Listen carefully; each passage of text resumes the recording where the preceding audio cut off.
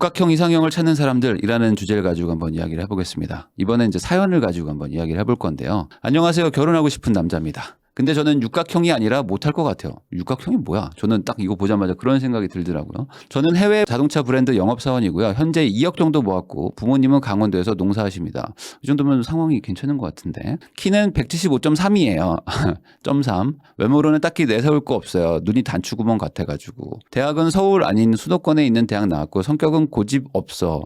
요겠죠? 요가 빠진 것 같아요. 고집은 없는 성격이에요. 그 인터넷에 육각형 조건으로 보면은 1번, 3번 겨우 맞추고 6번은 2억 있으니까 7번도 얼추 맞출 수 있을 것 같은데 결과적으로 6번 조건 빼고는 다 주관적이라 좀 그렇더라고요. 그래서 이제 찾아보니까 육각형인데 조건은 또 8개더라고요. 그래서 이게 뭐지? 요즘 내가 MZ세대 그걸 내가 못 따라가는 건가? 막 그런 느낌도 좀 받기는 하는데. 근데 어쨌든 이 육각형이라는 게 약간 고유명사더라고요. 보니까 육각형 남자, 여자가 있다. 소개팅은 한 3번 정도 해봤는데 2번은 상대 여성분이 저를 마음에 안 들어 하고요. 한 번은 제가 여성분이 마음에 안 들었어요. 제가 눈이 작아서 눈 큰 분이 좋은데 나중에 아이도 생각하면요. 꼭 그렇진 않습니다. 아무튼 그렇더라고요. 제가 눈을 낮출까요? 그래도 야무지고 저랑 같이 돈 잘 모아서 살 수 있는 분을 만나고 싶은데 알게 모르게 제가 눈이 높은 거겠죠? 찌그러진 육각형, 작은 육각형들은 결혼할 수 있나요? 할 수 있다고 말해주세요. 제발. 이런 짧은 사연이었습니다. 그래서 제가 육각형이 뭔가 좀 찾아봤는데 이렇더라고요. 육각형이라는 단어로 다 요즘에 다 괜찮은 사람, 다 괜찮은 사람을 약간 육각형이라고 하는 것 같아요. 이게 6가지가 아니고 그냥 모든 능력치가 다 평균 이상인 사람들. 근데 남자를 보면은 175 이상의 키여야 되고 뚱뚱하거나 마르지 않은 체격이어야 되고 잘생기진 않아도 호감형 외모, 제일 어렵죠. 잘생기진 않았지만 호감은 가. 모나지 않고 둥근 성격, 대기업 공무원 등 안정적인 직업, 여기까지만 해도 상위 5% 안쪽으로 들어갈 것 같습니다. 4년제 인서울 직어국 등 학력이 돼야 되고요. 부모 지원 포함 2억에서 3억대 자산이 있으면 좋겠고 3억하고 노후 대비된 집안이었으면 좋겠고 기타 종교나 흡연이 저랑 문제 없으면 좋겠습니다가 남자고요. 여자 육각형은 뭐냐? 164 이상의 키에 날씬하셔야 되고요. 호감형 외모여야 되고요. 피곤하지 않은 둥근 성격이어야 되고요. 대기업 공기업 공무원 등 안정적인 직업이어야 되고요. 4년제 인서울 혹은 직어국 졸업이어야 되고 부모 지원 1억에서 3억대 자산이어야 되고 화목하고 노후 대비된 집안이어야 되고 경제관념이나 종교 흡연이 저랑 맞아야 됩니다. 라는 겁니다. 그래서 이렇게 육각형인 사람들이 있다. 근데 이런 사람들은 금세 품절된다. 이런 약간 자주 섞인 얘기들도 있었는데 이제 이해되시죠? 육각형이 뭔지. 그냥 한두 가지가 특출난 사람은 아니고 그냥 모든 조건이 평범 이상. 근데 사실 제일 어려운 게 이거 평범한 거거든요. 우리나라에서 평범은 상위 10% 이내를 말하는 거기 때문에 나는 그냥 평범한 사람을 원해요. 그냥 키는 그냥 평균 이상이면 좋겠고 그리고 성격도 평균 이상이면 좋겠고 그리고 다 외모도 평균 이상이면 좋겠고 이런 거거든요. 다 모으면은 상위 0. 몇 프로 가는 거죠. 그래서 이게 지금 5로 해서 또는이 아니고 엔드잖아요. 엔드니까 사실상 이런 사람을 만날 확률은 극히 드물다. 맞죠? 근데 이게 연애면 좀 모르겠는데 결혼입니다. 그러니까 사실 이 말이 맞기도 해요. 결혼인데 따질 건 따져야 되는 거 아니냐. 그래도 외모도 좀 괜찮으면 좋고 성격도 좋으면 좋고 노후 대비도 다 되신 집안이면 더 좋고 이런 거는 다다익선 좋은 게 좋은 거 아니겠냐 이런 거잖아요. 근데 또 부모님들이 또 바로 이렇게 반격하시죠. 아니 그렇게 따지고 들면은 한 명도 못 만난다. 그런 사람이 어디 있겠냐라고 하면서 약간 인생 선배이시자 그러니까 부모님들이 현실적인 얘기를 해줍니다. 그러면 우리 이제 아직 미혼이신 분들은 뭐라고 얘기를 하냐? 그래요? 그럼 결혼 안 합니다. 이렇게 말해버리니까 이제 부모님들이 이제 할 말이 없어지는 거예요. 왜냐면은 아니 따질 건 좀 따져야죠. 아니 그러다가 한 명도 못 만나. 그래요? 그럼 결혼 안 할게요. 여기서 이제 대화는 끝나죠. 완벽한 육각형이라는 게 사실 기준이 좀 다르긴 한데 그냥 제가 여러 군데서 찾아보니까 대략 이건 것 같더라고요. 외모, 성향, 학력, 자산, 직업, 집안 이렇게 보는 것 같습니다. 직업이 좋아요. 예를 들어 공무원입니다. 근데 자산이 적을 수도 있잖아요. 그런데 이제 또 집안은 또 약간 좀 아까 말한 노후 대비가 좀 되셨다든지 이런 것도 있을 수 있고 외모는 나쁘지만 성격이 엄청 좋을 수도 있고 학력이 좀 좋을 수도 있고 이렇게 6가지 정도를 굳이 구분을 한다 이거죠. 근데 이게 꽉 찬 육각형이면 최고의 남자 여자다 이런 겁니다. 근데 사실 이거는 진짜 신기루 같은 사람을 찾고 있는 게 아닐까라고 저는 생각을 하거든요. 이런 사람이 어디 있습니까? 맞죠? 그런데 대부분 이렇게 결혼을 할 때 이런 메커니즘으로 돌아가다 보니까 A가 예를 들어 한 4개가 괜찮아. 그래도 나머지 2개가 별로야. 뭐 부모님이 노후 대비가 전혀 안 되셨다거나 아니면은 뭐 학력이 안 좋다거나 뭐 이래서 아 얘는 좀 별로야. 그럼 B는 또 나머지 세 개가 좋은데 여기선 또 외모가 좀 떨어져. 아 그럼 얘는 또 안 돼. C는 또 5개가 좋은데 또 성격이 뭐 되게 안 좋아. 그럼 얘도 또 안 돼. 그러니까 다 안 된다고 하니까 결국에는 마지막에 도착하는 종착지는 뭡니까? 그냥 결국에 완벽한 사람을 찾는 거잖아요. 그 어딘가에 있는 보통 어디에 있죠? 인스타 안에 있습니다. 현실에는 없고 인스타에만 있어. 그런 사람을 찾는 거죠. 근데 만약에 진짜 그런 사람을 찾았다고 칩시다. 그러면 그 사람은 날 좋아할까요? 그럴 리가 없을 것 같죠. 대부분 그런 사람들은 나를 좋아하지 않는다. 그러니까 이거는 저는 그냥 심플하게 이거 같아요. 그냥 나보다 더 좋은 사람 있죠. 뭐 총점이 높은 사람. 그러니까 나보다 훨씬 더 좋은 사람인데 마침 그 사람이 나를 좋아해 줘. 어떻게? 그냥 뭐 그런 거죠. 그 중간은 몰라. 근데 결론은 그냥 나한테 사랑에 빠져. 그래서 이 사람이 굳이 나와의 어떤 이런 손해를 감수하고 결혼을 해주는 거야. 그냥 그런 사람과 결혼하는 게 뭔가 이 육각형 이상형의 그런 본질에 가깝지 않을까. 저는 뭐 그렇게 생각을 하거든요. 근데 그런 일은 현실에 없다. 근데 이렇게 얘기하잖아요. 그러면 꼭 이렇게 반박합니다. 아니요. 제 친구는 했는데요. 제 친구는요 뭐 별게 없는데. 근데 그 친구는 뭐 엄청 좋은 남자 만났어요. 엄청 좋은 여자 만났어요. 라고 하실 수가 있는데 그거는 두 종류입니다. 아마 내가 우리 친구를 너무 낮게 보고 있는 걸 수도 있어요. 이 친구가 엄청나게 능력이 좋거나 아니면 성격이 엄청 좋거나 그 사람이 봤을 때 이 사람이 숨겨진 어떤 게 정말 많은데 근데 내가 그냥 친구니까 모르거나 아니면 애써 무시하고 있는 거일 수도 있고요. 아니면 그런 거는 진짜 아닌데 이상하게 이 친구가 엄청나게 좋은 사람을 만나서 결혼했어. 그러면 아마 보이지 않는 부분에서 큰 어려움이 있을 겁니다. 그래서 대부분 결혼식일 때 평가를 보통 하시는데 결혼이라는 건 제가 봤을 때 실제 결혼을 해보고 나니까 결혼식하고 신혼 때 평가할 게 아니고요. 한 10년 정도? 결혼하지 한 10년 이후 정도의 평가를 하는 게 맞는 것 같아요. 그때 가야 진짜 결혼을 잘했는지 잘못했는지를 알 수 있는 것 같더라고요. 자, 그런데 어쨌든 사연으로 돌아가서 이분 입장에서 제가 봤을 때 이분은 나쁘지 않거든요. 제가 봐도 나쁘지 않은데 그냥 약간 자신감이 좀 없는 것 같기는 해요. 그런데 어쨌든 이런 찌그러진 육각형이라고 표현을 하셨어요. 그러니까 내가 능력치가 좀 찌그러졌다 이거지. 다 육각형으로 가지고 있어야 되는데 뭐 몇 개가 없으신가 봐요. 아니면은 작은 육각형은 어떡하냐. 그러니까 전체적으로 육각형이긴 한데 점수가 다 작아. 이러면은 결혼할 수 있냐. 이런 좀 답답함을 저한테 토로하신 것 같은데 제가 그래서 찌그러진 육각형을 한번 그려봤어요. 뭐 대략적으로 그냥 아마 이런 정도의 느낌이지 않을까 싶어가지고 이 선은 그냥 마우스로 그려가지고 찌그러진 겁니다. 일부러 찌그려서 그린 건 아니고요. 그러니까 뭐 성격이 대부분 그래도 좀 좋으실 거 아닙니까? 근데 뭐 아까 말한 뭐 학력이 좀 뭐 나쁘다거나 아니면 뭐 자산이 뭐 보통이거나 뭐 그래도 뭐 딜러 뭐 이런 거니까 뭐 이렇게 대충 이렇게 그려봐요. 그러면은 이게 찌그러진 육각형 하니까 이게 좀 나빠 보이기도 하는데 이 정도면 또 괜찮은 것 같다는 생각도 좀 들긴 든단 말이죠. 그래서 저는 이 정도 뭐 모양이 좀 다를 수 있지만 그런 분들도 당연히 결혼을 할 수 있죠. 뭐 결혼하는 게 그렇게 어려운 거냐? 그건 아니라고 생각을 하거든요. 단 조건이 있죠. 그냥 무조건 할 수 있는 건 아닙니다. 결혼이라는 거는 총점이 결정하는 건 맞다고 저는 생각을 하거든요. 그러니까 이게 무슨 소리냐면은 지금 이걸로 가정을 해보겠습니다. 그러면 여기 뭐 집안이 뭐 6점, 뭐 직업이 뭐 6점, 뭐 자산이 뭐 5점 뭐 이렇게 점수가 있을 거 아닙니까? 뭐 굳이 나눈다고 치면.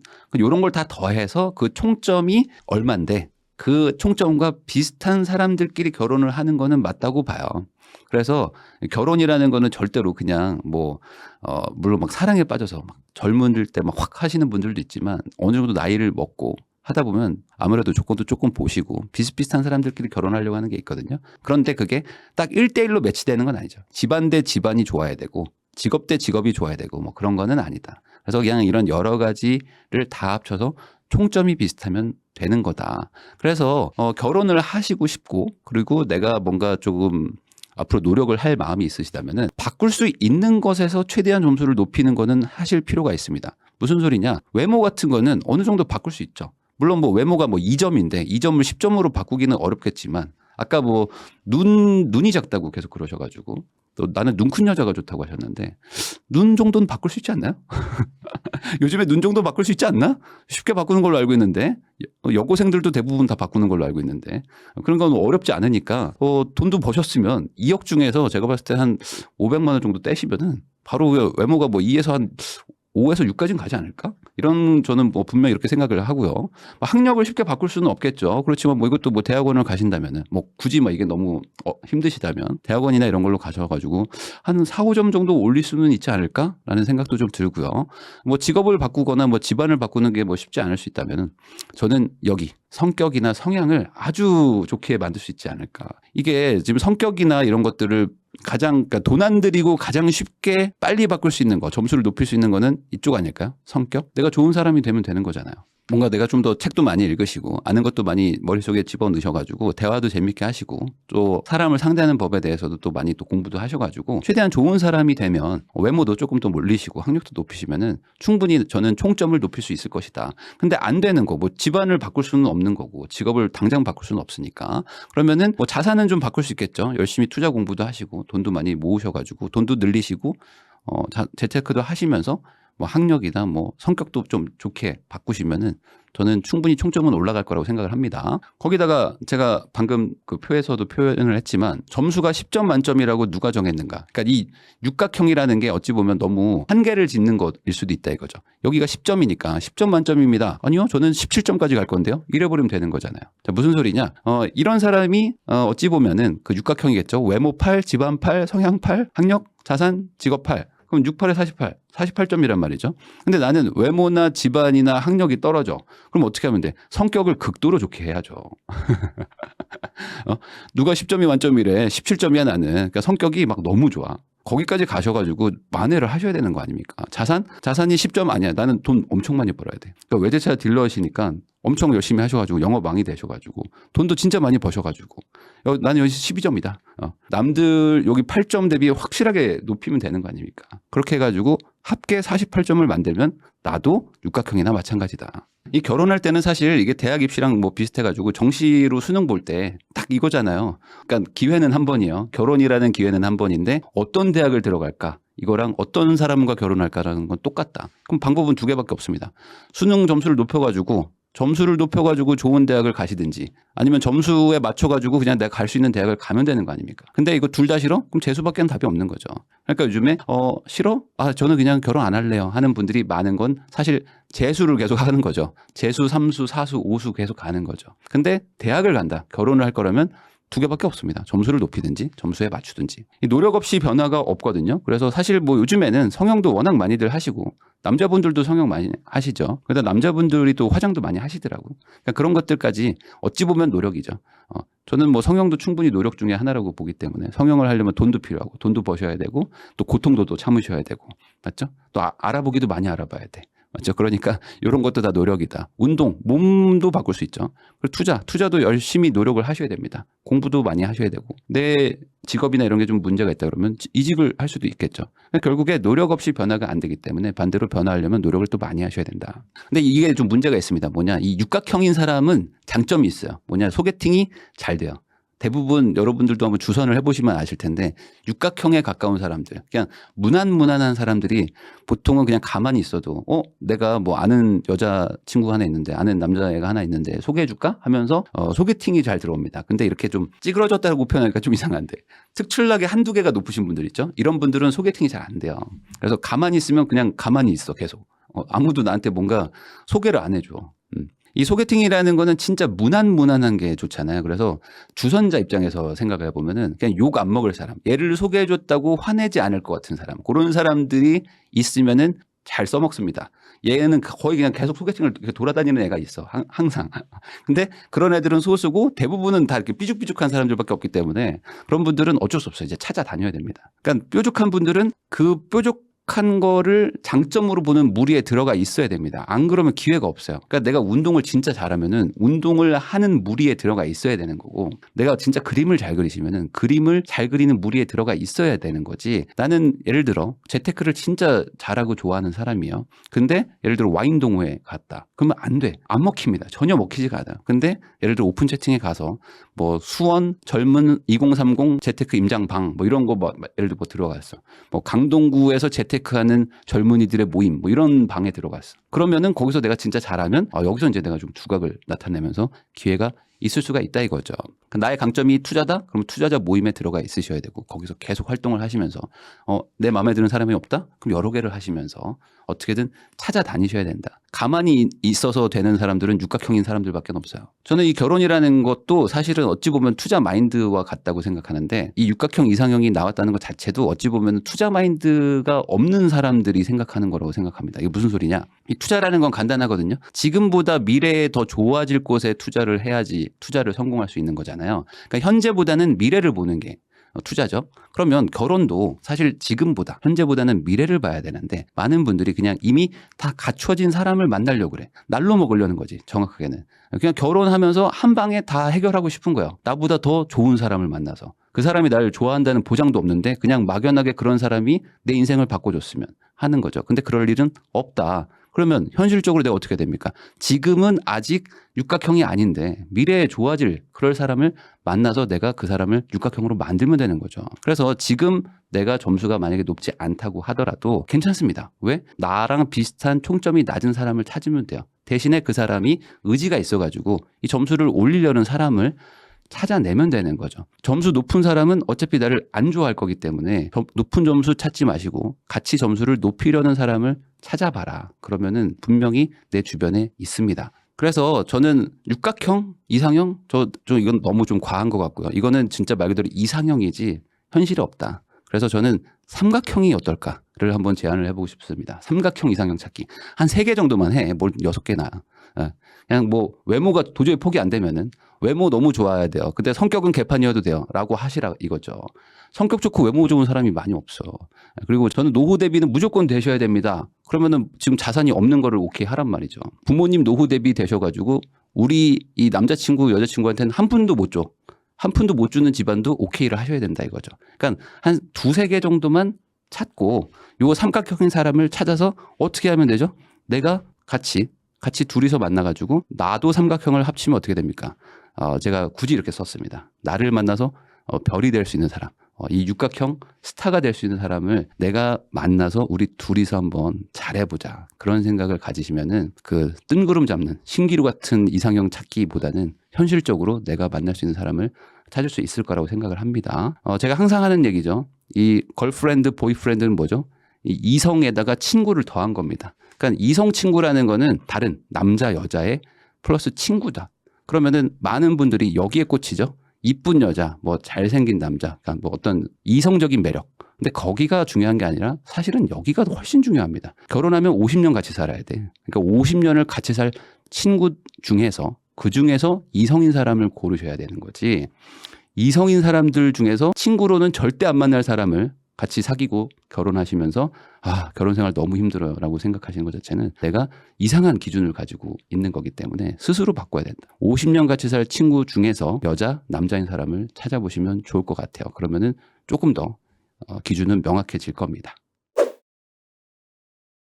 투자하다 보니까 결혼하고 아빠 되는 게 어려울 것 같습니다. 저 혼자면 모르겠는데 애가 있으니까 살기 별로인 치안 안 좋은 동네에 살기가 좀 그렇더라고요. 그런 말을 해드리고 싶네요. 할 거 다 하고 변수가 생기는 걸 바랄 순 없다. 그러니까 내가 원하는 걸 다 하는데 내 인생의 변곡점을 만들 수는 없어요. 내가 남들 하는 거 정도는 해야지라고 생각하면은 그냥 인생은 직진이에요. 근데 그 직진이 상향일 수도 있고 하향일 수도 있는 거지. 근데 그 하향을 바꾸는 거, 뭐 상향을 바꾸는 거든 뭐든지 간에 그런 것들은 분명히 어떤 변화의 부분이 필요한 거고, 그러면 투자에서 하향을 상향으로 바꾸거나 상향의 속도를 훨씬 더 높이려면은 결국에 좀 눈물을 좀 흘려야 됩니다. 뭐 그게 리스크라면 리스크겠지만 뭐 리스크가 꼭 나쁜 건 아니거든요. 그러니까 본인이 내 인생을 무탈하게 무난하게 갈 거냐 아니면은 그래도 한번 베팅을 해볼 거냐라는 선택은 본인한테 온전히 달려 있는 거고, 그러면 거기서 우리 애한테 안전한 치안 좋은 동네에서 거주할 수 있게 해줘야지라는 게 미래에는 어떻게 돌아올 수 있는지도 한번 고민을 해보고, 반대로 이렇게 좀 고생은 하지만 나중에 더 잘 되면 그게 더 우리한테 도움이 되지 않을까라고 생각도 해보시면 좋을 것 같아요. 그래서 1년, 2년 단기적으로 보지 마시고 아이가 평생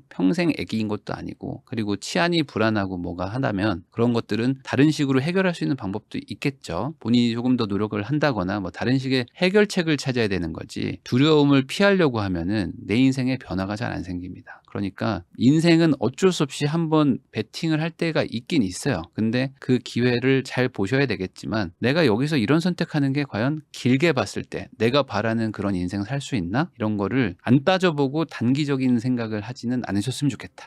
그 사람이 살면서 3번의 기회가 온다고 하잖아요. 그 3번의 기회 중에 하나는 전 결혼이라고 생각합니다. 결혼으로 무임승차하라는 게 아니고 결혼을 통해서 꽤 인생이 바뀐다. 요즘에는 사실 결혼 얘기를 많이 하게 돼요.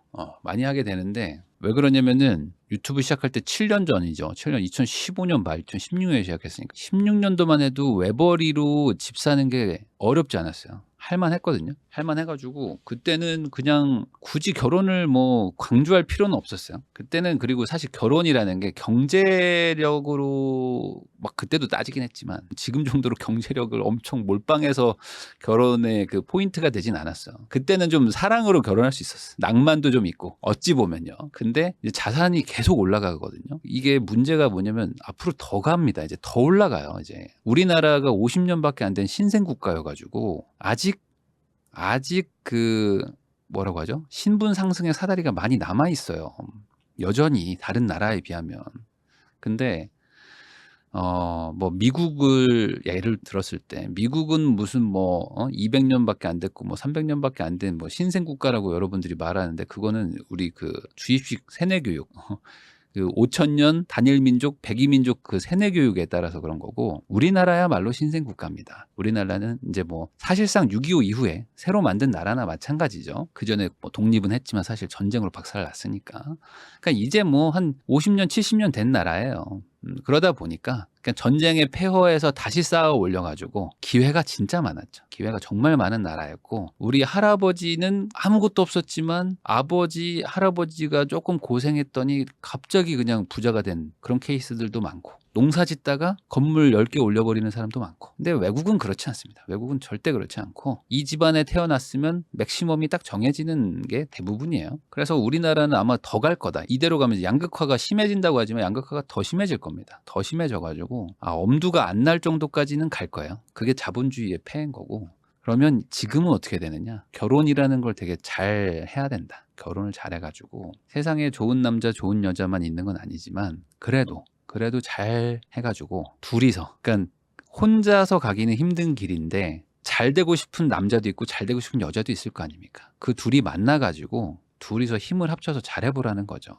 그래야지 이제 사다리를 좀 잡아볼 만한 거고 그러니까 한 명을 목마 태워가지고 키를 2m 이상 높여야 돼. 키가 한 2m 30 정도 돼야 이제 사다리가 잡힐랑 말랑 하는 정도까지는 사다리가 많이 올라갔어요. 그러니까 그때까지 가기 위한 갖은 노력을 하셔야 된다. 그리고 잘 될 거라는 생각을 하시고 긍정 마인드가 또 필요하고요. 대부분은 안 될 거야라고 생각하는 게 편하거든요. 왜 그러냐면 나는 우리 부모 때문에 안 돼. 나는 뭐 학력 때문에 안 돼. 나는 뭐 가난해서 안 돼. 이렇게 포기하면 편해 사실. 포기하면 편합니다. 포기하면은 되게 편하죠. 왜냐면 노력이라는 거는 고통스러운 거니까. 근데 포기를 하면 편하긴 하죠. 잠깐. 근데 죽을 때까지 편하냐? 그건 절대 아니다. 그래서 고통스럽지만 그 단계를 뛰어넘어 가지고 다음 레벨업을 하는 사람들이 결국에는 행복을 찾는 거지. 포기를 통해서 행복을 찾는 게 절대 쉽지는 않습니다. 포기하면 잠깐은 편하지. 근데 포기를 하면 할수록 불행해질 수 있는 확률이 높아진다. 왜요? 그래도 포기 안 하고 뭐 열심히 노력했다고 해서 무조건 행복해지나요? 그런 건 아닌데 그래도 노력하는 사람들이 행복해지는 사회인 거는 맞는 것 같아요. 진정한 사랑이라는 게 꼭 경제적인 걸 모두 다 빼고 내 외모와 내 성격만 좋아해줘야 그런 진정한 사랑인지는 잘 모르겠어요. 왜냐면은 경제적인 것도 어찌 보면은 직업이나 능력도 나거든요. 외모만 내가 아니고 성격만 내가 아니고 능력도 나거든요. 그러니까 능력만 보고 나를 좋아해주면 너무 싫을 것 같은데요 라는 사람도 있지만 그 능력도 나다. 그럼 얼굴 보고 좋아하면 그것도 이상한 거지. 그런 말하면. 그러니까 결국에 모든 총합이 나를 결정하는 거기 때문에 그걸 굳이 뭐 이렇게 숨길 필요도 없을 것 같고요.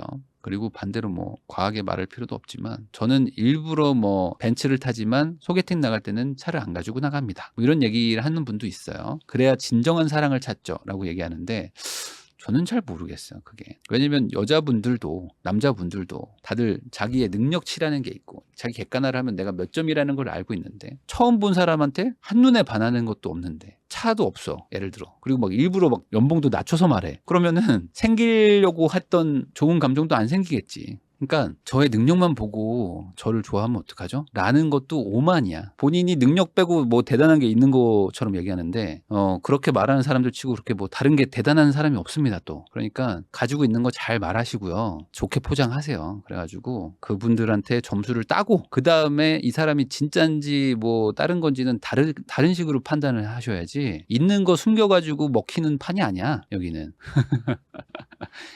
없는 것도 있다고 해도 먹힐까 말까 하는데 뭔 지금 저는 일부러 차 놓고 갑니다. 그러면 맨날 까요.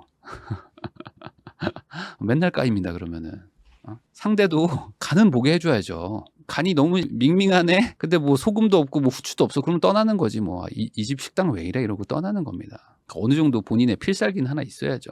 나는 솔로다. 그거 보세요. 나는 솔로다. 살벌해. 이 판은 살벌합니다. 진정한 사랑은 22살까지야. 제가 봤을 때는. 22살까지는 진정한 사랑이라기보다는 그냥 본능적인 사랑인 거죠. 본능의 사랑. 그냥 외모나 아니면 뭐 갑자기 뭐 나한테 술을 하나 따라줬다가 흑기사 해준다거나 뭐 그런 쓰잘데기 없는 걸로 빠지죠. 사랑에. 그러면서 이게 진정한 사랑이야. 이렇게 착각하는 사랑인 거고 진정한 사랑의 의미를 좀 오해하고 있는 게 아닌가. 내 연인과 결혼해도 되는지 알아보는 법에 대해서 한번 이야기를 해보려고 합니다. 저는 이제 결혼을 했지만 많은 분들이 결혼을 아직 안 했죠. 그리고 이제 30대 중반도 여전히 결혼을 안 했습니다. 그래서 최근에 제가 어떤 기사를 봤더니 그 88년생들도 결혼을 안 한 사람들이 거의 반이 넘어요. 그러니까 30 중반인데도 결혼 안 한 사람들이 태반이다. 그러면 반대로 아예 뭐 솔로인 분들도 있겠지만 지금 사귀고는 있어. 사귀고는 있는데 얘랑 결혼해 마라. 요럴 때 어떻게 하는 게 좋은 걸까? 이야기를 해보도록 하겠습니다. 사연이 하나 들어왔어요. 올해 6월 결혼 앞둔 30대 예비 신랑입니다. 저는 강소기업 과장급으로 현장직을 겸하고 있어서 실수령 350 정도 벌고 있고요. 예비 신부는 유치원 교사로 200 정도 법니다. 그러니까 둘이 합쳐서 550이다.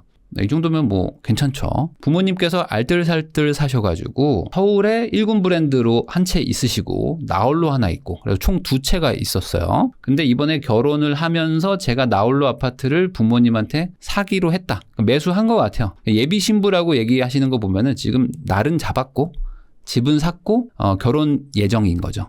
결혼 직전이신 것 같아요. 30년 대출을 갚아 나가려니까 아득하지만 그래도 이게 어딘가 싶습니다. 문제는 제가 이제 돈을 불리는데 눈을 떴고요. 예비 신부는 그렇지 않다는 겁니다. 저희는 5년 넘게 연애했고요. 예비 신부는 소비하는데 큰 관심은 없고 소박하고 무던한 사람입니다. 결혼 비용은 7대3으로 서울 동대문구 호텔에서 진행할 예정이에요. 제가 여기서 이제 추측을 해보면 결혼 비용이 7대3이에요. 그런데 호텔에서 시작해요. 그 말은 아마 남자 쪽에서 호텔을 잡은 게 아닌가. 왜냐면 보통 이제 결혼식 비용을 이렇게 반반 뭐 하는 경우들이 많은데 보통 그냥 일반적인 예식장에서 하면 뭐 반반 하는데 뭐 호텔에서 하자고 누가 이제 주장을 하죠. 그러면은 저희는 좀 그러고 싶지가 않은데 그럼 저희가 좀 더 내겠습니다. 이렇게 하는 경우들이 있거든요. 그래서 아마 그런 게 아닐까 싶습니다. 그러니까 처음에는 예비 신부가 소박하고 무던한데 호텔? 뭔가 이상한데 라고 했는데 그게 아니고 아마 이거는 좀 시댁이죠. 시댁 쪽에서 호텔을 좀 잡은 게 아닌가. 그런 생각을 합니다. 최근에 알게 된 바로는 예비 신부가 약 4천만 원 정도를 모아뒀는데 이걸 딱히 어디 투자할 생각도 없고 쓸 생각도 없고 결혼 후에 제 목돈과 합칠 생각도 없고 그냥 예금 통장에 그대로 가지고 있겠다고 합니다. 네, 원래 같았으면 개인의 비상금이니까 목돈이니까 하겠지만 어설프게나마 자본주의와 투자에 대해서 알고 나니 너무 아깝다라는 생각이 듭니다. 아무리 생각해도 이건 아닌 것 같은데 그런 사람이 호텔에서 결혼을 해? 네. 자본주의를 너무 좀 어설프게 아시는 거 아닐까요? 이런 생각을 잠깐만 예비 신부한테 사천이 있는 게 아쉬운데 호텔에서 결혼하는 건 뭐야? 이거는 좀 서로 맞지 않죠. 그래서 앞으로 어쩌지라는 막막함이 몰려옵니다. 할 수 있다면 저도 대출금도 빨리 갚고 좋은 집으로 이사도 하고 돈과 노동의 여유를 갖고 싶거든요. 그렇지만 제 짧은 식견으로 예비 신부의 생각을 바꾸기가 어렵습니다. 정말 좋은 사람이고요. 최고의 결혼이라 생각했는데 돈이란 주제가 끼어들고 나서부터는 멘붕의 날들을 겪고 있습니다. 저는 어떻게 합니까? 근데 생각보다 이런 커플이 많다고 합니다. 제가 우리 작가님한테 들었는데 요즘 이제 젊은 세대라고 해야 되겠죠. 한 30대 초반 그리고 20대 후반인 분들은 이 커플들끼리 돈 얘기를 잘 안 한다고 하더라고요. 이게 뭐 맞을 수도 있고 아닐 수도 있지만 사실 사귀는 사이에서 결혼까지는 안 했을 때 뭔가 돈 얘기하는 걸 조금 좀 터부시하는 게 있죠. 특히 뭐 너 소득이 얼마야 요 정도까지 물어볼 수 있는데 저축 많이 하니? 혹시 뭐 너네 부모님 뭐 지원해 줄 수 있어? 뭐 이런 얘기를 하면은 아니 왜 그런 얘기를 굳이 지금 뭐 얘기를 꺼내냐. 되게 민감하잖아요. 그러다 보니까 제가 이제 블라인드에서도 찾았는데 결혼 전제 만남에서 경제력 오픈 언제 해요? 예를 들어 200, 300 번다, 500, 600 번다, 뭐 전체 모은 돈은 얼마다 이런 거 수준으로 얘기하는 거 언제쯤 해야 돼요? 라고 이렇게 고민까지 올라오는 거 보면은 사귀면서 돈 이야기 꺼내기가 쉽지 않은 거는 사실이죠. 그래서 뭐 이런 그 글도 있더라고요. 3일 회계법인 다니시면은 돈 많이 버실 것 같은데 결혼하려고 경제 상황을 이제야 오픈했는데 여자친구가 다 좋은데 돈이 없다. 그래서 아니 좀 우리는 좀 같이 이렇게 시작을 하는 거니까 내가 뭐 많이 버는 소득은 뭐 이해할 수 있지만 뭐 나도 1억 뭐 너네 집에서도 1억 내면 안 돼? 라고 얘기했더니 그거는 딱 잘라서 거절하시더라. 뭐 이런 얘기도 있어요. 그러니까 결론은 뭐냐면 이 경제력 이야기를 하기가 참 껄끄럽다 보니까 이 결혼 얘기 나오고 사실 거의 프로포즈 하고 신혼집 알아보면서 결혼식장 알아보면서 이제 슬슬 얘기해요. 그때 가서 사실 너무 늦게 얘기하는 거죠. 정확하게는 어느 정도 사귀는 사이에서 얘기를 하긴 해야 돼요. 결혼을 전제로 하고 있다면 말이죠. 너무 좋은 남자 여잔데 결혼 날 잡아놓고 나 한 푼도 없어. 나 빚이 8천이야. 뭐 이런 얘기를 그때 가서 한단 말이죠. 제가 정답을 얘기하는 건 아닙니다. 그렇지만 우리 시청자분들은 대부분 부자가 되려고 그리고 부자가 되고 싶어 하는 분들이 많이 보시기 때문에 부자가 되는 기준, 부자가 되기 위해서를 기준으로 생각해서 어떤 배우자를 만나야 되는지에 대한 얘기를 할 거예요. 자, 가장 첫 번째, 이건 이제 기본입니다. 기본은 뭐냐면 이 투자 마인드가 깔려 있어야 돼요. 이건 기본, 너무 기본이다. 자, 무슨 얘기냐면요. 이겁니다. 투자 마인드 있는 사람은 어디서 만나요? 한국 수력 원자력입니다. 여기 지금 완전 지방 산골 오지에 가서 근무하는 회사인데 조건이 안 좋으실 수도 있지만 열심히 찾아보면 또 만날 수 있습니다. 결국에 투자 마인드가 있는 사람을 만나는 게 제일 중요한 건데 왜 그러냐면 이 회사원이 대부분이시잖아요. 그러면 이 회사원들이 부자 되는 방법은 투자 아니면 사업하는 것밖에 없어요. 근데 사업이 훨씬 어렵다. 그러니까 사업 마인드가 있는 사람을 만나는 건 정말 어렵고요. 그나마 투자 마인드 있는 사람을 찾는 게 쉽거든요. 자, 근데 이거는 지금 요즘에 워낙 재테크에 대해서 사람들이 관심도 많고 그리고 자산 가치가 막 급등하면서 실제로 거의 대다수의 우리나라 사람들, 미혼 남녀들이 생각을 하고 있는 것 같더라고요. 왜 그러냐면 2016년도 아직 집값이 폭등하기 전 이때만 해도 뭐 성격 보고 경제력 보고 뭐 직업 보고 뭐 외모 보고 뭐 이런 거 했었는데 21년도 집값이 많이 폭등하고 막 주가도 많이 올랐죠. 이때는 가치관을 본다. 근데 이 가치관이라는 게 뭐겠어요? 뭐 고양이를 좋아해요, 강아지를 좋아해요, 뭐 이게 아닙니다. 뭐 취향 이런 게 아니죠. 결국에 이 가치관이라는 건 어떤 그 투자 성향을 얘기하는 것 같습니다. 그래서 이 투자 마인드라는 거는 결국에 내가 내 인생을 앞으로 어떻게 살 거냐 이 가치관에 대한 얘기거든요. 그러면 이게 없는 분들은 어떤 얘기를 하냐면 이런 얘기를 합니다. 투자를 왜 합니까 도대체? 아닐 것 같죠? 우리 채널 보는 분들은 이런 분들이 적겠지만 세상에는 이런 사람들이 대단히 많다. 투자를 왜 하냐? 그냥 인생 즐기면서 살면 되지. 굳이 뭐 그렇게 구질구질하게 살아야 되냐? 라는 사람들도 정말 많고요.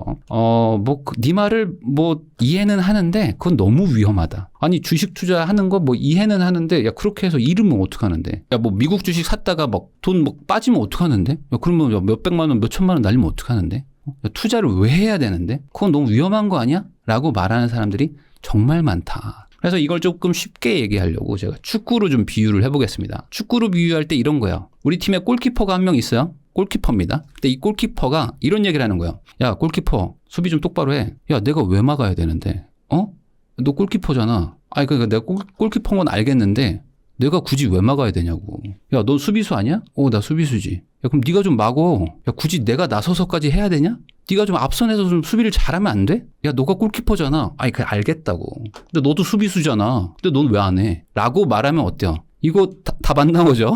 이런 느낌이다. 자, 경제관념 없는 남자랑 결혼하면 어때요? 머리가 꼬파사에 있는 남자. 어떻게든 되겠지 하면서 사고 싶은 거 아무거나 다 지출하고 코인 주식을 하는데 한 번도 적금 예금을 들어본 적이 없어. 그리고 결혼 후 돈 관리 얘기가 나오면 나는 그냥 네가 다 해줬으면 좋겠어. 용돈 받아서 쓰고 싶어. 이런 얘기하는 남자 어때? 솔직히 연애할 땐 문제 없는데 결혼 후엔 어떨 것 같아? 어떨 것 같아? 이걸 질문을 왜 하고 계신 거죠?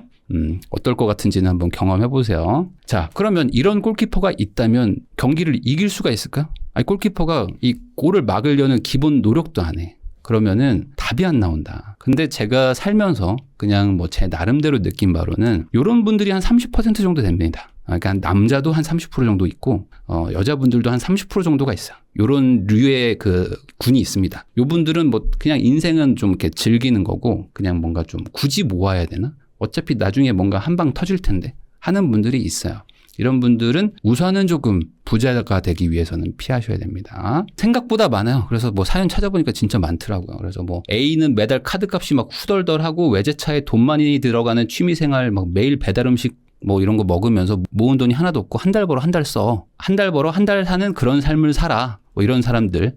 근데 내 얘기래요. 그리고 경제관념이 안 맞는 친구. 뭐 남친은 나보다 3살이 많은데 마통을 뚫어서 사용하고 남친은 20대는 즐기면서 쓰면서 살고 싶대.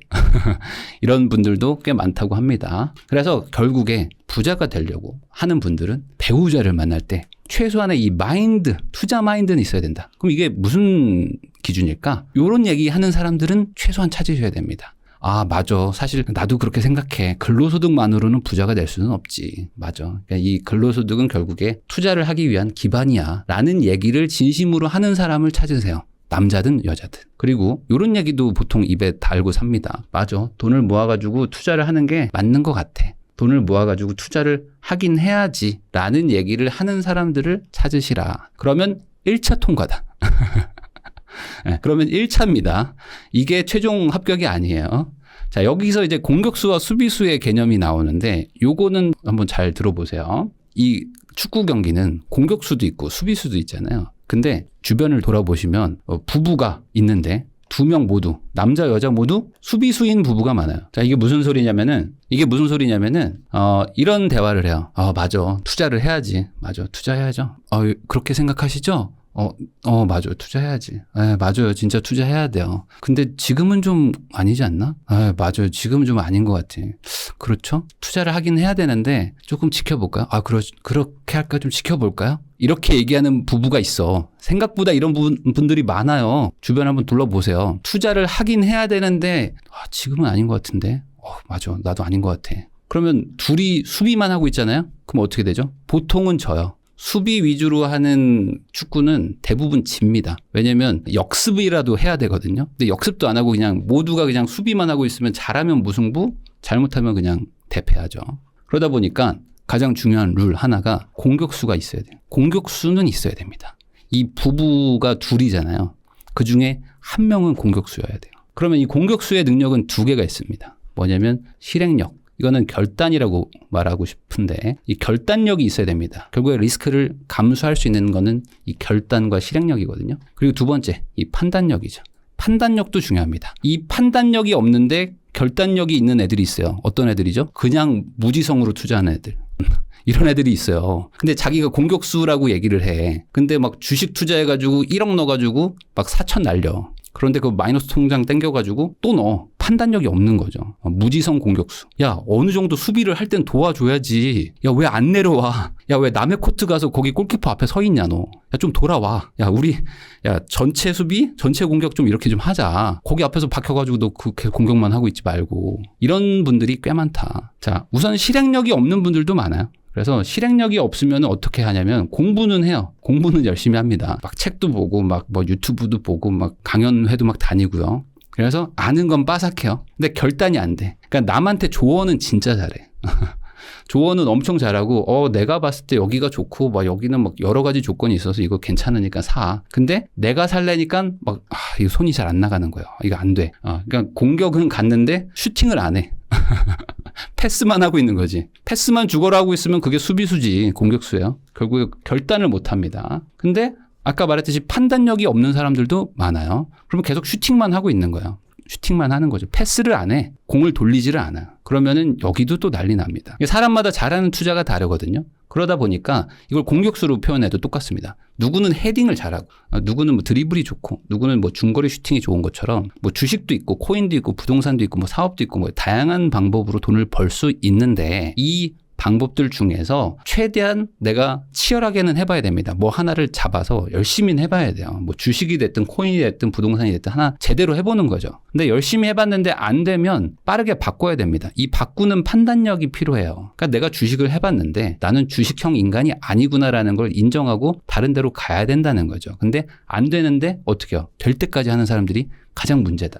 이걸 이제 축구로 얘기하면은 이제 내가 감독이라고 생각을 해보세요. 그러면 내가 어떤 전략을 짜고 이 경기를 시작했죠. 근데 전반이 막 완전 꼬였어. 그럼 전반이 막 안 되면 어떻게 해야 되죠? 후반에 뭐 교체를 하든지 공격 전술을 바꾸든지 해야 되죠. 근데 공격이 안 풀리는데 계속 전술을 고집하는 유형이 있어요. 안 되는데 될 때까지 해보는 거죠. 그럼 어떻게 되죠? 져요. 또 집니다. 그러니까 주식이나 코인을 하시는 분들 중에 이걸 잘하는 분들이 있잖아요. 누가 봐도 잘하는 사람이에요. 그러면 그걸 전념하는 게 사실 좋습니다. 부동산을 하는 이유는 사실 주식과 코인을 하기가 어렵기 때문에 부동산을 하는 것도 있거든요. 주식 코인을 잘하는 분들은 부동산과 비교도 안 되게 큰 부자가 됩니다. 그러니까 이거 잘하는 것도 사실 어찌 보면 재능이다. 그러면 그걸 하는 게 맞아요. 근데 그게 잘 안 되시면은 부동산을 해보는 것도 좋다 이겁니다. 부동산은 그래도 엄청 큰 부자가 되기보다는 대부분 좀 이기는 투자를 할 수 있기 때문에 주식 코인을 못 하시면 부동산도 괜찮다. 아시겠죠? 그러니까 꼭 하나에 너무 집착하지 마시고 안 된다 싶으면 좀 전술을 유연하게 가는 게 좋다는 거죠. 자, 그리고 수비수도 중요합니다. 수비수. 사실 우리가 결혼을 왜 하죠? 이 결혼의 의미는 여러 가지가 있지만 경제적인 것만 보면은 이 경제 공동체가 가장 중요한 역할을 합니다. 그러니까 경제를 공동으로 운영해보자라고 해서 결혼을 하는 것도 커요. 그래서 결혼을 하고 뭐 기간이 지나면 이혼을 할 때도 막 재산을 분할하잖아요. 그 이유가 뭐냐면 이거는 사실상 공동체이기 때문이다 라고 인정하는 거거든요. 그러면 여러분들 생각을 해보세요. 둘이 만났을 거 아닙니까? 그리고 요즘엔 대부분 맞벌이를 합니다. 무직인 상태로 결혼하는 분들이 별로 없으니까. 그러면 둘이 벌죠. 그런데 같이 사니까 집은 한 개죠. 그러니까 둘이 만나가지고 1인분의 소비를 해야 되는데 이 3명분 지출하는 부부들도 많아요. 결혼해서 야 잘됐다 더 많이 쓰자 하는 분들도 정말 많습니다. 아니 둘이서 550을 벌면 원래 쓰던 거 합쳤으니까 오히려 식비도 줄어들어야 되고 어떤 주거비도 줄어들어야 되고 다 줄어들어야 되는 게 맞는데 오히려 잘 됐어. 우리는 매일매일이 데이트야 라고 하면서 오히려 지출이 훨씬 늘어나는 사람들이 더 많다. 그래서 여기서 수비수의 역할이 나오는 겁니다. 자, 수비수는 뭘 해야 되죠? 상대가 공격이 들어오면 막아야 되지만 더 중요한 역할이 있어요. 막고 나서 뭘 해야 되냐면 공을 뺏어가지고 공격수한테 전달을 해줘야 돼요. 수비수의 가장 중요한 역할은 공격수한테 공을 전달하는 겁니다. 그냥 막고만 있는 게 중요한 게 아니에요. 막아서 공을 줘야지 이기지. 그러니까 결국에 핵심은 공을 뺏어가지고 전달하는 게 목적이기 때문에 우리가 2명이 벌면요. 무조건 기존보다 적게 지출을 해야 됩니다. 그래서 남겨야 돼요. 엑스트라를 만들어야 됩니다. 이걸 만들어서 이걸 어디다 넣는 거죠? 공격수한테 몰아줘야 된다는 거죠. 그래서 이 투자를 해서 불려나가야지만 이 경기를 이길 수가 있는 거예요. 근데 둘이 벌어가지고 2명분 다 쓰는 분들도 많고 둘이 벌어가지고 3명분 쓰는 분들도 많고 오히려 뭐 결혼했다고 갑자기 효도하고 갑자기 여행 다니고 이런 사람들도 정말 많단 말이죠. 그런데 둘이 벌면은 뭐 적게 지출할 수 있다고 하는데 요즘에 또 외벌이 하는 분들도 없진 않잖아요. 그러면 저희는 외벌이만 하는데요 라는 분들이 있다면 0.5인분만 쓰는 게 맞겠죠. 외벌이면 0.5인분을 써야지 왜 외벌인데 2인분을 쓰냐고요. 그러면 잘못된 거잖아요. 경제 공동체로 보면은. 그래서 혼자 벌어서 2인분 쓰는 부부들도 있는데 이런 분들은 경기를 이기기가 힘듭니다. 계속 밀리는 거야. 경기가 계속 뭔가 안 풀려. 공격이 안 돼. 수비만 하는 거지. 근데 골키퍼가 골도 안 막아? 그러면 이제 답이 없는 겁니다. 자, 수비수가 필요한 이유가 있어요. 왜 그러냐면 이 100% 성공하는 공격수는 없거든요. 슈팅을 할 때마다 계속 골을 넣으면 당연히 최고의 공격수지만 그런 사람들은 메시나 호날두 정도 되는 거고 그런 사람이 아닌 공격수가 태반이기 때문에 결국에 실패도 합니다. 그러니까 손해도 보기도 하고 성공하기도 하거든요. 그러니까 손해와 이익이 이제 반복되는데 이런 공격수들은 필연적으로 뭐 잘하는 분들도 마찬가지지만 이 심적으로 많이 흔들릴 때가 있어요. 그러니까 결국에 공격을 맡은 분들도 알아서 잘 돌아가지는 않습니다. 하다 보면은 막 힘들어요. 힘들고 뭔가 내가 이거 잘하고 있는 거 맞나 하면서 막 되게 그 혼란이 올 때가 있는데 그럴 때 어떻게 해야 되죠? 슈팅을 했는데 골을 못 넣었어요. 그러면 공을 다시 뺏어가지고 수비수가 또 공격수한테 계속 몰아줘야 돼. 그래야지 이 공격수가 또 다시 슈팅을 해서 골을 넣을 거 아닙니까? 그러니까 수비수가 둘 중에 하나는 있어야 된다는 거죠. 그래서 지속적으로 볼 배급을 해줘야 돼요. 그러면 이 공격수가 계속 시도를 하다가 골을 넣게 되는 거죠. 그래서 이 수비수의 서포트라는 거는 사실 두 가지가 있습니다. 그래서 이 금전적으로 서포트를 해줄 수도 있어요. 맞벌이를 계속 해주시거나 아니면은 뭐 처가나 시댁에서 돈을 막 받아와. 그래서 또 막 밀어줘. 이 공격수가 잘한다는 전제하에. 그래서 계속 밀어주다 보면은 어떤 기회를 잡거든요. 아니면 심리적으로 서포트를 해주는 경우도 있습니다. 그래서 뭔가 이 사람이 막 흔들릴 때 잡아준다거나 응원을 해준다거나 하면서 어떻게든 이 사람이 공격을 잘할 수 있게 후방을 든든하게 지켜주라 이거죠. 그래서 이 부부의 조합들을 좀 보면요. 공격수 2명이 만나는 경우도 있어요. 그러니까 남편도 공격을 하고 아내도 공격을 해. 근데 이것도 나쁜 건 아니에요. 이게 약간 본프레레 전법이죠. 옛날에 본프레레 감독이라고 있었습니다. 축구 국가대표를 맡으셨는데 이분이 명언을 남겼어요. 우리 수비 라인에서 3골을 먹으면 4골을 넣으면 된다. 이거만큼 심플한 공격 전략이 어디 있느냐. 맞죠? 이기면 된다. 그러니까 3억을 손해보면 4억을 벌어와라. 그 말입니다. 그럼 플러스 1억이다. 이거는 명언이죠. 이거 삶의 진리입니다. 그러니까 공격수 더하기 공격수도 나쁘진 않다. 우리 둘 다 까먹을 수도 있지만 얘가 손해보는 때 내가 막 많이 벌 수도 있고 야 너는 코인을 해라. 난 부동산 한다. 이러면서 그냥 계속 공격만 하는 거야. 오히려 계속 공격하다 보면은 수비를 안 해도 되는 경우도 있죠. 이런 전략도 있는데 이것도 또 심적으로 힘든 일이 많습니다. 오히려 이것도 괜찮아요. 그래서 무조건 공격수가 둘이 있는 것보다 공격수 하나에 수비수 하나 더 하는 것도 나쁘지 않고 오히려 이것도 이게 더 베스트일까라고 생각이 드는 경우도 많습니다. 왜 그러냐면 수비가 한 명이 있어주는 게 사실은 조금 더 안정적으로 경기를 운영할 수가 있죠. 그러니까 골을 안 먹으면 무승부를 할 수 있잖아요. 근데 골을 먹으면 무조건 넣어야 되니까 그게 또 심리적인 압박이 오거든요. 요것도 나쁘진 않아요. 근데 이런 집도 있어요. 수비수 2명인 집. 이러면 어떡하죠? 그냥 현상 유지 정도는 뭐 할 수 있겠지만 어떤 크게 뭔가 변화는 일어나지는 않는다. 뭔가 상황이 막 풀리지는 않는 거죠. 최악은 뭐죠? 이런 거죠. 한 명이 수비수인 줄 알았어. 근데 알고 봤더니 그냥 자동문이야. 왼쪽 풀백이 잘하는 줄 알았는데 계속 거기에 막 탈탈 털리는 거죠. 그럼 여기는 그냥 계속 그냥 아무도 없는 그냥 곳을 막 달리는 것처럼 막 공격이 계속 들어오면 박살 납니다. 근데 수비수도 이런 상태인데 골키퍼도 내가 골을 왜 막아야 되는데 이러고 있으면 뭐 답이 없다. 그냥 이 경기는 망한 거죠. 이생망입니다. 그래서 내 연인이 좋은 사람인지 아는 방법은 뭘까? 도대체 나 자신을 알면 됩니다. 되게 중요한 얘기입니다. 왜 그러냐면 내가 이 판에서 어떤 역할인지를 확인을 해야 돼요. 그게 먼저입니다. 그래서 내가 이 셋 중에 뭐냐 이겁니다. 첫 번째 공격수냐. 공격수면 실행력과 판단력이 있어야 됩니다. 실행력만 있으시면은 무지성으로 가는 거고요. 판단력만 있으면은 결단이 안 돼. 슈팅이 안 됩니다. 그래서 2개 다 있느냐. 그리고 수비수냐. 금전적으로 서포트를 확실하게 할 수 있는 사람이냐. 아니면은 심리적으로 어떤 그 마인드에 대해서 확실하게 응원과 지지를 보낼 수 있는 사람이냐. 그리고 3번째가 있습니다. 뭐냐? 무임승차형이냐. 자, 공격수형이면은 실행력과 판단력이 둘 다 있어야 돼요. 그러니까 이거는 본인이 스스로 한번 자문을 해보세요. 내가 공격수야, 수비수야. 공격수는 아닌 것 같은데 그러면은 빼면 됩니다. 내가 결단을 잘하는지, 그리고 판단을 잘하는지를 한번 보세요. 이런 분들은 어떤 분을 만나면 제일 좋죠? 투자 마인드는 있어야 돼요. 기본적으로. 근데 게임으로 치면 힐러를 만나야 됩니다. 내가 딜러니까 힐러를 만나야 돼. 딜러들은 기본적으로 체력이 많이 떨어지죠. 그때 주변에서 이렇게 도와주는 사람이 있어야 됩니다. 힐러가 있어야지 내가 공격을 할 수 있단 말이지. 그러니까 이런 사람을 찾으러 가세요. 투자 마인드는 기본입니다. 근데 나는 공격수는 아닌 것 같아. 아무리 봐도 아닌 것 같아. 나는 실행력도 별로 좀 없고 판단력도 조금 떨어져. 그러면 나는 투자할 자신은 없는 사람인 거잖아요. 이런 분도 나쁘지 않아요. 쓸모가 있습니다. 그럼 이런 분들은 어떻게 해야 돼요? 공격수를 만나야 돼요. 공격수. 근데 무지성 공격수가 아니고 한번 나가면 안 돌아오는 공격수 말고 진짜 이 판을 읽는 그런 공격수를 만나야 돼요. 실행력과 판단력이 있는지. 그러니까 내 남자친구, 여자친구가 투자를 하는 공격수면은 얘가 투자 성과가 나오는지를 보세요. 100만 원으로도 돈을 벌 수 있어야지 1억으로도 돈을 벌 수 있는 거거든요. 그러니까 공격수를 만나세요. 딜러를 만나가지고 계속 뒤에서 힐러를 하면 돼. 계속 힐링 해주면 됩니다. 그러면은 얘가 잘하게 돼 있어요. 그래서 후방을 책임져 주고 그러면서 전방에서 계속 얘가 뛰어놀 수 있게 해주시면 됩니다. 그런 분을 찾으세요. 자, 그리고 이제 3번째, 무임승차형입니다. 무임승차형은 아쉽지만 대부분 이 방송을 보는 분들 중에 대부분이 이쪽일 겁니다. 아니요, 저는 공격수인데요. 대부분 무임승차형입니다. 아니요, 저는 수비수인데요. 아니요, 대부분 무임승차형입니다. 대부분 이쪽일 겁니다. 뭐 20대는 즐겁게 살고요. 그리고 30대 중반쯤에는 결혼하면 되지 않을까요? 이런 분들이 너무 많아요, 세상에. 20대는 즐겁게 살잖아요? 그럼 30대 중반에 결혼을 못 해.